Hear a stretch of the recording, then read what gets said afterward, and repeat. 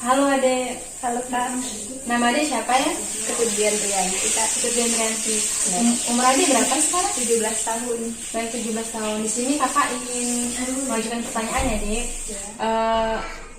Pertanyaan pertama yaitu, apakah Adik pernah memecahkan suatu permasalahan yang ada di sekolah? Contohnya seperti saat permasalahan Adik disuruh membuat tugas ataupun makalah. Iya benar, misalnya menyelesaikan makalah, itu kami biasanya mencari solusinya untuk menyelesaikannya, seperti itu Kak. Jadi Adik bisa menyelesaikan masalah tersebut dengan sendiri ya? Benar. Baik, selanjutnya itu, apakah Adik mengikuti suatu organisasi di sekolah? Iya, saya mengikuti organisasi PMR, Organisasi PMR ya, Adik? Palang Merah Remaja, benar. Iya. Pengetahuan apa atau informasi apa yang Adik dapat selama Adik mengikuti organisasi tersebut? Dengan mengikuti organisasi tersebut, saya bisa mengetahui berbagai macam obat-obatan, bagaimana cara menangani luka-luka ringan, bahkan saya juga bisa mengetahui bagaimana cara pemasangan pembidayaan ketika patah tulang, seperti itu Kak. Oh, seperti itu ya. Dari pengetahuan yang Adik dapat atau informasi yang Adik dapat setelah mengikuti organisasi tersebut, apakah Adik bisa menerapkannya di kehidupan sehari-hari? Bisa, misalnya seperti ketika teman saya terluka, saya bisa memberikan bantuan seperti pertolongan untuk mengobatinya, seperti itu Kak. Oh, jadi Adik bisa menerapkannya ya di kehidupan sehari-hari. Iya, benar. Apakah Adik suka berinteraksi dengan teman-teman Adik? Iya, suka. Baik, dari teman-teman Adik, apakah Adik pernah bertengkar? Kalau namanya juga teman pasti sering ya. Terkadang ketika saya lagi asik menulis ya, beberapa teman saya mengganggu. Nah, ketika tersebut kadang saya mulai emosi. Pada saat Adik mempunyai masalah tersebut, apakah Adik mencari solusinya atau Adik hanya diam saja? Saya biasanya membicarakan hal tersebut kepada teman saya agar tidak terjadi masalah yang berkelanjutan. Jadi Adik mencari solusinya ya agar permasalahan tersebut dapat terselesaikan. Baik, selanjutnya yaitu Adik berapa saudara ya? Saya 4 bersaudara. Baik, 4 bersaudara. Dari saudara-saudara Adik, apakah Adik pernah bertengkar atau mempunyai pendapat lain atau mempunyai beda pendapat? Sering bertengkar dan beda pendapat tentunya, namanya juga banyak bersaudara. Iya. Contohnya seperti apa ya, Dek? Biasanya kalau masalah argumen seperti disuruh mandi ya, ketika disuruh mandi kami biasanya sering berargumen siapa duluan yang mandi gitu. Kadang kan banyak yang kamu duluan ya. Iya. Jadi Adik selalu mempunyai argumen yang beda ya dengan saudara. Dari argumen tersebut, apakah Adik langsung emosi ataupun langsung berantem, atau Adik mencari solusi agar tidak berbeda pendapat lagi? Biasanya kami itu sering marhan kalau masih berbeda argumen kayak gitu. Oh, jadi Adik mempunyai perasaan kesal atau emosi? Biasanya seperti itu. Baik.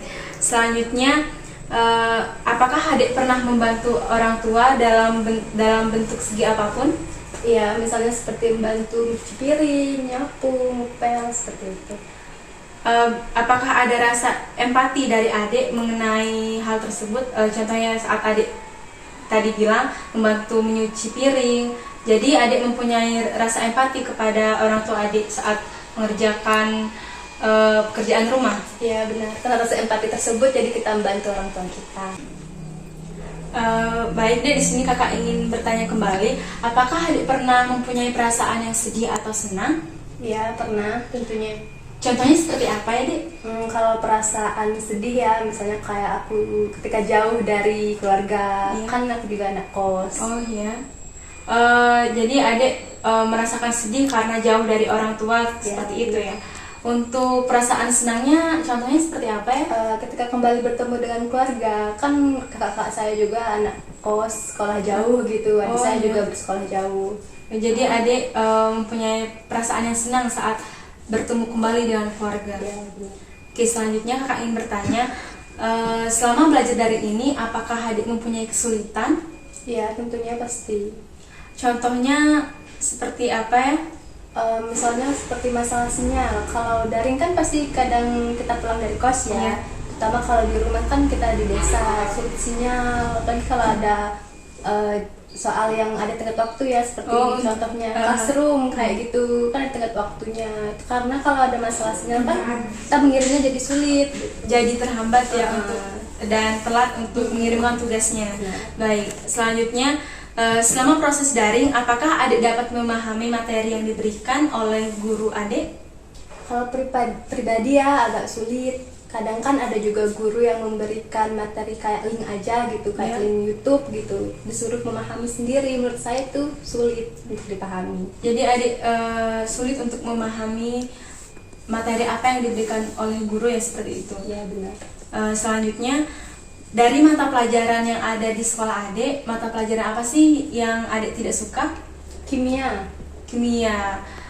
Kenapa adik tidak menyukai mata pelajaran kimia tersebut? Menurut saya sulit untuk saya pahami pribadi ya, menurut saya seperti itu. Tambah juga gurunya menurut saya dia menjelaskannya sulit untuk aku pahami gitu. Jadi adik tidak menyukai mata pelajaran kimia karena dari gurunya juga dan sulit untuk dipahami ya. Iya. Baik, dari kesulitan yang adik alami, di sini kakak ada solusi atau saran. Yang pertama yaitu tadi adik menyebutkan kendala sinyal pada saat mengirimkan tugas yang di classroom.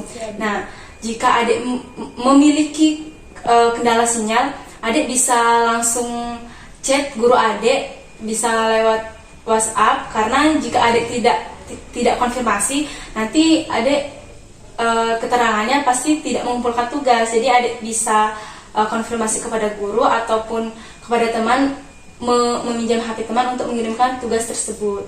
Nah, yang kedua tadi adik mengalami kesulitan pada saat memahami materi ya.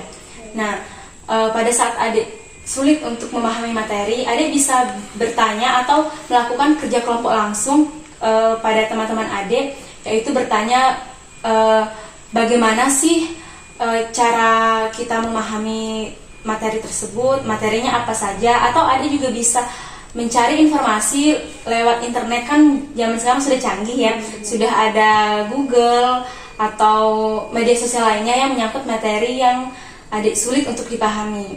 Selanjutnya yaitu adik tidak menyukai mata pelajaran kimia karena materinya sulit dipahami. Selain itu, gurunya juga cara penyampaian gurunya juga sulit untuk adik mengerti ya.